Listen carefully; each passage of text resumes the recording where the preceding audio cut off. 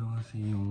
오늘은 기독교 강요 21번째 시간이고, 오늘은 3권 얘기를 해보려고 합니다. 기독교 강요 최종판 4판 중에서 5판, 최종판 5판인데 59년에 넘어서 5판 중에 1권 했고 2권 했고 각각 18장, 17장이었죠. 17장 하고 3권 25장 중에서 5장까지 얘기를 해보려고 합니다. 5장이 아니고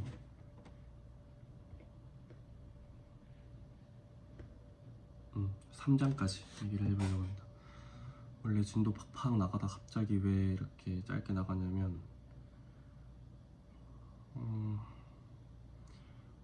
뭔가 이때까지 정신력을 좀 많이 써서 기독교 강요로 공부를 해왔는데 이제 더 이상 그 정도 정신력을 쓸 만한 여유가 생기지 않을 것 같아서 양을 좀 최대한 줄이고, 사실 3장 얘기만 똑바로 하더라도 사실 엄청 깊이가 있고 제대로 공부를 할 수 있거든요. 그래서 3장까지만 1, 2, 3장 얘기를 해보려고 합니다. 오늘 배울 내용은 이제 성령님이 어떤 분이시고 또 어떤 역할을 하시는지 많이 배웠지만 또 한 번 더 짚어볼 거고, 그 다음에 믿음, 또 믿음. 성령 계속 반복되죠, 내용이. 왜냐하면 이제 기독교 강요 첫판부터 최종판까지 역사를 따라가다 보니까 핵심 개념들은 계속 반복될 수밖에 없긴 하네요. 반복 학습하면 좋죠. 어차피 다 그렇게 어려운 거 배우는 게 중요한 게 아니라 똑바로 본질적인 것들을 알고 믿고 신뢰하고 하는 것들이 중요하니까. 이렇게 해서 성령, 믿음, 그리고 회개 얘기까지 해보도록 하겠습니다. 자, 기독교 강요 2권 얘기를 살짝 해야 되는데, 2권에서 마지막 부분에 마지막이 전체적으로 하는 얘기가 뭐였죠? 1권은 하나님과 나, 하나님을 알고 나를 알고 내가 어떤 상태인지 알고, 그래서 2권에서는 예수님이 오셔야 되는 이유를 자연스럽게 연결하면서 예수님이 어떠한 역할을 하시는지, 그러면 예수님께서 이루신 그 연대기로 인하여 최종적으로 우리에게 도달할 수 있는 그 구원은 예수님께서 이루신 게 알겠는데, 그 구원이 내게 어떻게 실제로 적용이 되는지를 얘기를 해봐야 되겠죠. 그래서 3권에서는 이제 성령님의 얘기로 문을 엽니다. 구원이 나에게 어떻게 적용되느냐, 이 얘기를 하려면 성령님께서 하신 일들을 되짚어 봐야 되는데, 성령님은 첫 번째, 나로 하여금 그리스도로 의지하게 도와주십니다. 그리고 연합하게 이끌어주시고, 그리고 그리스도의 생명과 의에 참여하도록 또 이끌어주십니다. 율법도 분명 우리를 교사와 같은 역할로 하나님을 알게 하고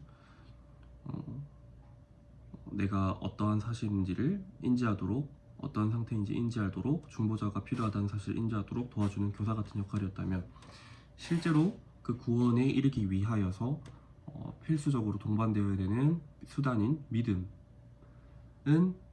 눈에 보이지도 않고 만질 수도 없죠. 근데 그런 것들을 우리에게 일으켜 주시고 채워주시는 분이 성령님이십니다. 성령님은 그래서 내적으로 굉장히 드러나시지 않는 방법들로 일하시는 분이시고, 그래서 성령의 내적 증거라는 말도 이제 특별 계시에서 필요한 논리적인 수단이 되었었죠. 그래서 결론적으로는 성령님은 내적으로 나에게 믿음을 허락하시고 하나님께 나아갈 수 있는 그 마음을 허락하시고 유지시키도록 도와주십니다. 그런 분이십니다. 그리고 회개는 믿음이겠죠. 믿음은 정말 많이 얘기했지만 하나님을 바르게 아는 지식, 하나님이 어떠하신 분인지, 그리고 하나님의 은혜로운 복음의 약속들을 실제로 이제 글로써, 개념적으로서 우리가 알고 그렇게 지식적으로 알고 그 사실을 참되다고 동의하고 인정하고, 그리고 그 사실을 동의하고 인정함으로써 자연스럽게 부차적으로 따라오게 되는 그 사실을 의지하는 것, 그 약속을 의지하는 것, 하나님을 의지하는 것, 신뢰하는 것, 이렇게 세 가지 요소로 나눌 수 있습니다. 믿음은 하나님을 알고 지식, 그 사실에 동의하고 동의, 그 다음에 그로 인하여 하나님을 의지, 신뢰하는 것, 신뢰, 지식, 동의, 신뢰, 이 세 가지가 포괄적으로 전인격적으로 나에게 주어지고 동의가 되는 그런 확실한 감정적이거나 낙관적인 그런 체험이나 느낌이 아니다. 믿음은 전인격적으로 주어지는 심지어 이성도 동반이 되는 이성주의자들은 이제 성경을 바라볼 때 자신이 이해되는 만큼, 우리가 이성으로 이해가 되는 만큼, 그리고 실존주의자들은 우리에게 있어서 의미가 되는 것에 한해서 성경이 의미가 있어지는 것이다. 모든 것은 나로부터 출발이 된다. 이런 느낌으로 성경을 바라보지만 성경에서는 분명히 이성이나 실존에 근거하여서도 믿음으로 이룰 수 있다는 그런 일반 의지의 개념도 데려오면서 설명을 하고 있습니다. 칼빈은. 그리고 회개 얘기를 해야겠죠. 회개는 두 가지, 죽임과 살림으로 구성이 되어 있습니다. 회개는 단순히 잘못했다라는 느낌, 잘 살겠습니다 라고 비는 행위나 그런 느낌이 아니고 내적인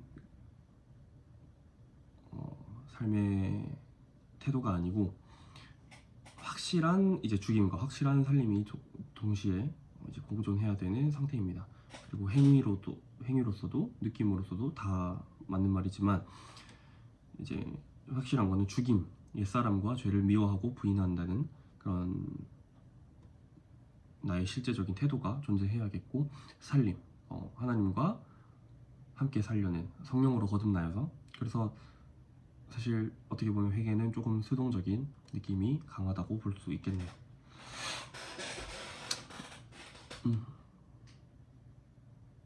뭔가 수동적인 얘기가 나올 때마다 참 어쩔 수 없지만 흔들리는 것 같습니다. 제가 지혜가 부족해서, 지식이 부족해서 좀 동의가 바로바로 되지 않는 부분이 많이 나오네요. 성령으로 새 사람이 되어, 성령으로 새 사람이 되어, 그 성령님은 하나님께서 또 허락하시는, 그래서 완전한 겸손의 자리로 돌아갈 수밖에 없는 그런 위치에 있다는 그 지식을 우리는 칼빈의 3권 3장 회개 부분에서 찾아볼 수가 있겠습니다. 그리고 또 중요한 점이 회개로서 구원에 이른다는 틀린 사실도 인지를 하셔야 되는 게, 회개는 구원의 수단이 아닙니다. 구원에서는 오로지 믿음으로 구성되어 있고, 회개는 이제 하나님께서 허락하신 이제 믿음, 그리고 회개, 칭의, 이렇게 순차적으로 이어지는 하나님의 약속하신 1년의 신자들에게 주어지는 은혜가 은혜로서 1년적인 과정이 맞지만, 회개가 그렇다고 구원받기 위해 무조건 필요하느냐, 죽기 전에 무조건 회개해야 되느냐, 이건 아니라고 합니다. 오직 믿음, 오직 이신칭의로서 구원에 이를 수 있다고 합니다. 그래서 좀 부차적인 요소라고 하고, 하지만 회개가 존재한다는 사실과 그 죄를 미워하는, 죄를 죽이려는 그 태도는 절대 가지고 가야 될 신자로서의, 그리스도인으로서의 삶의 아주 중요한 핵심 축이라고 설명을 하고 있네요. 그래서 오늘은 여기까지. 감사합니다.